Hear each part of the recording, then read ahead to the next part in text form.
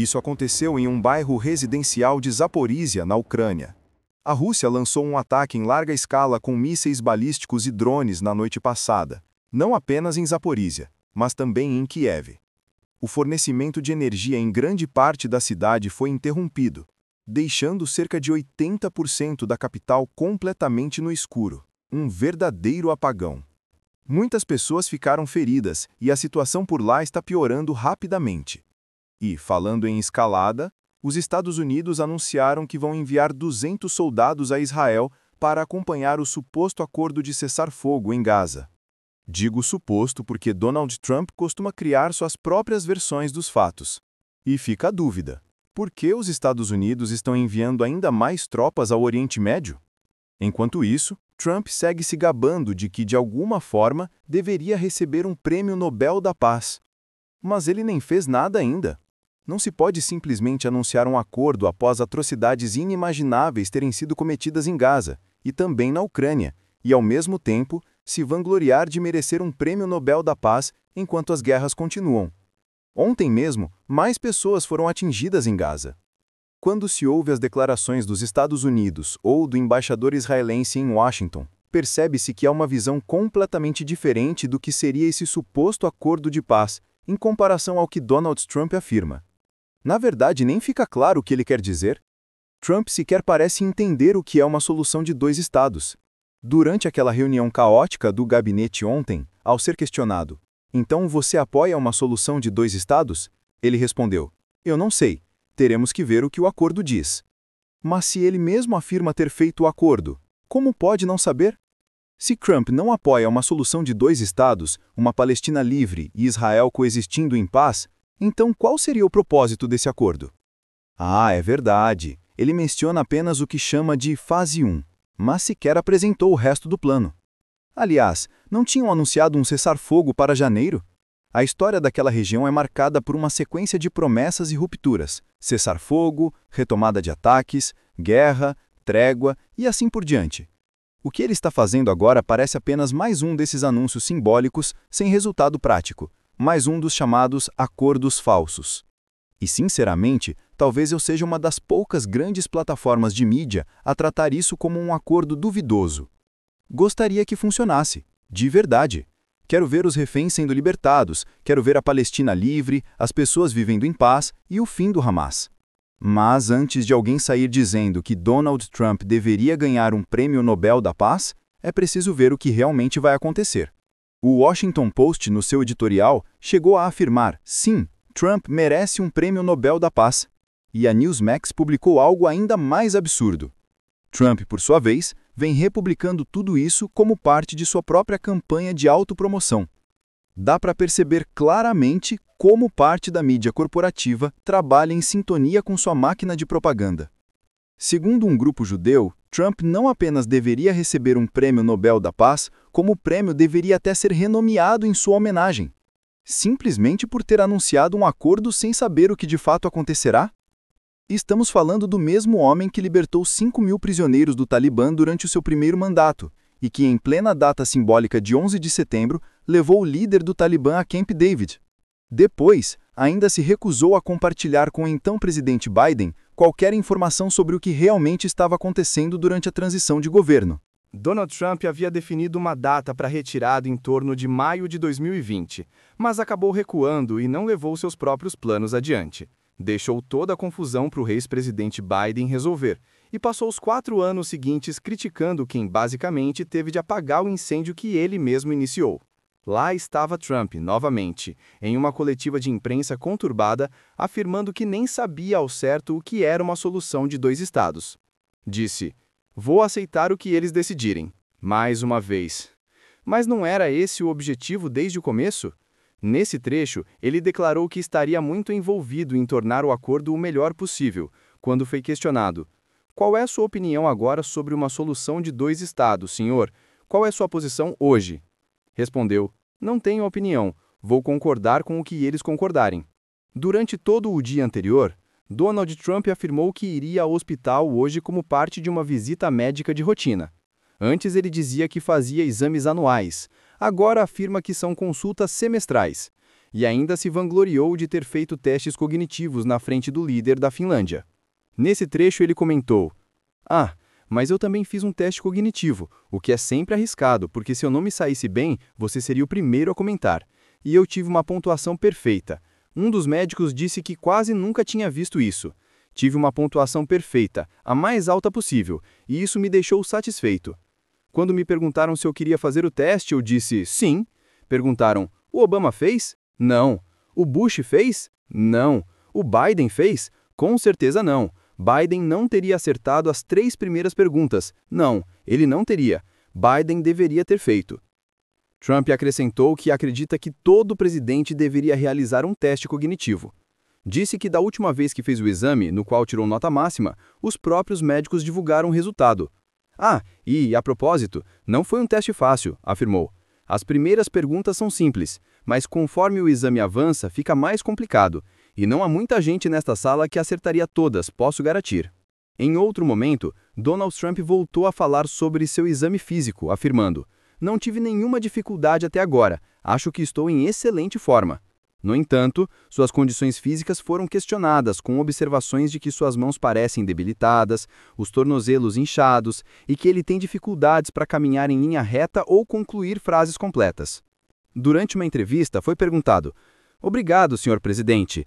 Mudando de assunto rapidamente, o senhor vai para Walter Reed amanhã. O que está planejando? Como está se sentindo?" Ele respondeu: "Vou me encontrar com as tropas e também farei uma análise física semestral, como costumo fazer. Acho que estou em ótima forma, mas te aviso, até agora não tenho nenhuma dificuldade. Tem madeira por aqui, bata nela. Nenhuma dificuldade, fisicamente me sinto muito bem, mentalmente também." Em seguida, explicou que havia feito o mesmo tipo de exame há cerca de 6 ou 7 meses. Disse gostar de realizar essas avaliações sempre que pode. "Gosto de verificar tudo com antecedência, sempre chegar cedo. É uma lição para muita gente." E enquanto estava reunido com o líder da Finlândia, Donald Trump declarou que gostaria que a Espanha fosse expulsa da OTAN. Esse é o tipo de discurso que Donald Trump costuma usar em suas declarações públicas. Em um trecho recente, ele afirmou que trabalharia em estreita colaboração com a Finlândia e com a OTAN, ressaltando que mantém um relacionamento muito positivo com ambos. Disse: "Como vocês sabem, eu pedi que pagassem 5% e não 2%. A maioria das pessoas achou que isso não aconteceria, mas ocorreu praticamente por unanimidade. Tínhamos um país que ficou para trás, a Espanha. Espanha, precisamos ligar para eles e descobrir por que estão atrasados. Eles também estão indo bem. A verdade é que, por causa de muitas ações que tomamos, esses países estão prosperando, então eles não têm desculpa para não cumprir. Mas tudo bem, talvez vocês devam expulsá-los da OTAN, francamente." Trump também elogiou o presidente finlandês Alexander Stubb, destacando que, quando questionado se acreditava que o ex-presidente norte-americano merecia um prêmio Nobel da Paz, Stubb não respondeu com um simples sim. Em vez disso, disse: "Há 2 coisas importantes que precisamos observar: o que acontecerá no Oriente Médio e o que ocorrerá na Ucrânia. É com base nesses resultados que faremos nossa avaliação." Enquanto isso, Trump anunciou um plano de 20 pontos para Gaza, embora sem apresentar qualquer proposta clara em relação a uma solução de 2 estados. E surge a questão: como elogiar alguém que sequer define uma posição sobre esse tema? O que se entende na prática é que ele defende uma solução de Estado único e a libertação total da Palestina, mas não necessariamente uma Palestina livre e soberana. Caso contrário, o que mais ele estaria dizendo, a menos que simplesmente desconheça o conceito de solução de 2 estados? Em seguida, o presidente finlandês Alexander Stubb declarou: "Presidente Stubb, o senhor disse repetidamente que não se deve subestimar a capacidade de negociação do senhor Trump. O senhor acredita pessoalmente que ele merece ganhar o prêmio Nobel da Paz amanhã?" E Stubb respondeu: "Bem, acho que essa decisão cabe ao Comitê Nobel. Na minha opinião, há 2 elementos fundamentais que precisam ser resolvidos dentro de um contexto mais amplo. Um no Oriente Médio, e estamos observando os resultados, e outro entre a Rússia e a Ucrânia. Uma vez resolvidas essas questões, não vejo nenhum impedimento para que o senhor Trump seja nomeado no próximo ano, caso não vença neste. Acredito que as melhores indicações viriam de Zelensky e em seguida do rei da Jordânia. Ele acrescentou ainda: pela minha experiência que vem do ex-presidente finlandês Martti Ahtisaari, que recebeu o Prêmio Nobel da Paz em 2008 por ter negociado 3 acordos de paz em diferentes continentes, o essencial em qualquer processo de paz é que ele pareça equilibrado, de modo que o mais forte não domine o mais fraco. Ahtisaari mediou acordos na Namíbia, na África, em Kosovo e Sérvia, na Europa, e em Axé, na Indonésia. O presidente finlandês também observou que o retrato recente do presidente dos Estados Unidos nos últimos 7 ou 8 meses tem sido bastante impressionante.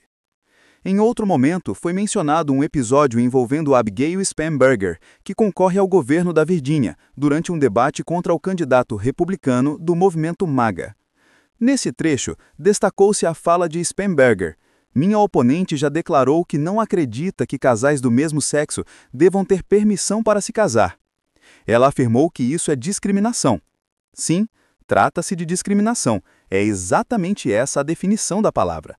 Mas dentro do chamado mundo MAGA, o que isso realmente significa? Atualmente, 22 estados norte-americanos estão em recessão ou à beira dela, enquanto o governo enfrenta uma paralisação. Os Estados Unidos aprovaram um pacote de 20 bilhões de dólares para socorrer a Argentina. Essa medida já foi confirmada. Enquanto isso, Donald Trump tem dedicado boa parte de seu tempo político a perseguir pessoas que considera inimigas. A procuradora-geral de Nova York, Letitia James, foi formalmente acusada ontem, no Distrito Leste da Virgínia, por suposta fraude bancária. Ao analisar as acusações relacionadas à fraude hipotecária, chama atenção o teor das alegações. Dizem que ela teria uma segunda residência e que teria assinado um contrato de financiamento referente a essa propriedade. A acusação alega que ela teria declarado a casa como segunda moradia e obtido um ganho adicional de aproximadamente $600 por ano. No entanto, ao examinar o contrato de segunda residência, conforme o formulário 3890 da instituição Freddie Mac, percebe-se algo curioso. Talvez isso explique o motivo pelo qual a equipe de promotores ligada a Trump, formada por pessoas sem experiência prévia em promotorias e liderada por Lindsay Halligan, ex-advogada pessoal de Trump, tenha evitado citar literalmente o conteúdo do documento. O texto do contrato, de fato, não diz o que a acusação afirma. Além disso, o suposto benefício total seria de cerca de $17 mil ao longo de uma hipoteca de 30 anos, resultado de um abatimento anual de cerca de $600 por declarar o imóvel como segunda residência, conforme a própria definição prevista no contrato da segunda hipoteca. Para ilustrar o nível de descuido da equipe de acusação, há um erro evidente no processo. Lindsay Halligan inseriu o endereço incorreto, afirmando que a procuradora Letitia James residiria no Brooklyn, Nova Jersey, uma localização inexistente. Enquanto isso, começam a surgir sinais de desgaste na paralisação do governo Trump. Mesmo entre os republicanos ligados ao movimento MAGA, há parlamentares do Congresso afirmando que é necessário garantir financiamento para as Forças Armadas, por meio de um projeto de lei separado. O cenário é de crescente confusão. Quanto à decisão de Trump de mobilizar a Guarda Nacional em cidades, sobretudo em regiões e estados de maioria democrata, a medida tem gerado grande controvérsia. O próprio governador de Oklahoma, Kevin Stitt, que preside a Associação Nacional de Governadores, declarou que seu estado ficaria indignado se Illinois enviasse tropas para território republicano, considerando essa atitude inaceitável. Ele criticou o envio de forças de estados conservadores para cidades ou regiões liberais, com base em alegações falsas sobre zonas de guerra. Refletindo sobre isso, há uma contradição evidente. Donald Trump tem buscado insistentemente ser reconhecido com o Prêmio Nobel da Paz, enquanto suas ações envolvem justamente o envio de tropas para dentro do país. Apesar disso, há veículos de comunicação, como o Washington Post, que ainda cogitam essa possibilidade, mesmo diante do fato de ele promover operações militares em solo americano. Atualmente, ele divulga supostos acordos de paz ao mesmo tempo em que conduz ações militares dentro do país. Conforme já foi amplamente divulgado, um juiz federal de Illinois, identificado como o juiz Perry, concedeu uma liminar que impede o governo de enviar tropas militares ao estado. A decisão de Perry segue a mesma linha de outro juiz, este nomeado pelo próprio Trump, no Oregon, que também concluiu que as alegações do ex-presidente sobre zonas de guerra e territórios devastados não correspondem à realidade. Segundo as decisões judiciais, o governo estaria utilizando helicópteros Black Hawk e até recursos de guerra química em comunidades civis, criando vídeos de propaganda que retratam esses locais como áreas destruídas por conflitos, quando, na verdade, o próprio envio das tropas estaria agravando a situação. Assim, as decisões ressaltam que essas ações não estão resolvendo problemas, e sim gerando novos. A conclusão judicial, portanto, foi clara. Ao mobilizar a Guarda Nacional, o governo estaria contribuindo diretamente para o aumento dos distúrbios civis. Em resumo, os juízes entenderam que as medidas adotadas estavam criando os mesmos problemas que afirmavam tentar combater. O texto revela a complexidade das relações de poder e a tênue linha entre justiça e interesse político. Mostra como figuras públicas podem se transformar em alvos ou protagonistas, conforme o jogo de influência avança. É inquietante perceber como as instituições que deveriam proteger a democracia se tornam palco de disputas pessoais e estratégias de imagem. A história expõe o quanto a manipulação narrativa e o uso político da força podem distorcer o conceito de ordem e paz.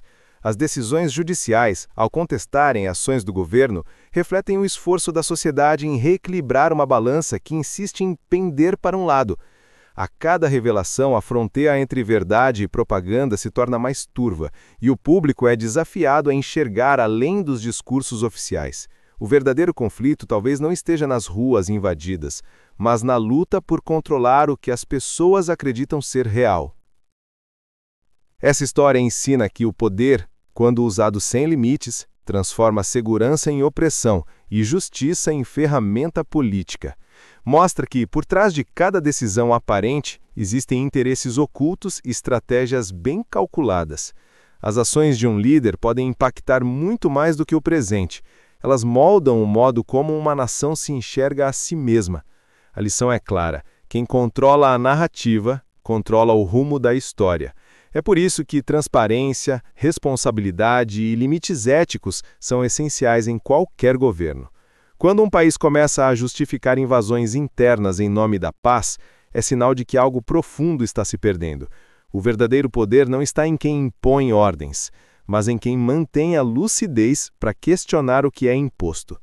Em tempos de desinformação e polarização, pensar criticamente é um ato de coragem.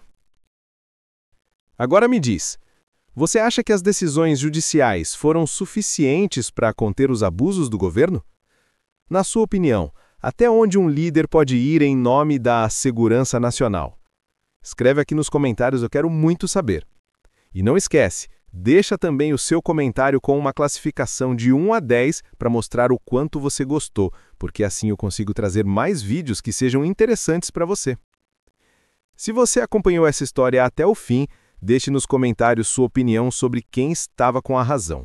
Curta o vídeo, inscreva-se no canal e ative o sininho. Tem muita história ainda por trás dessas decisões que o mundo precisa conhecer.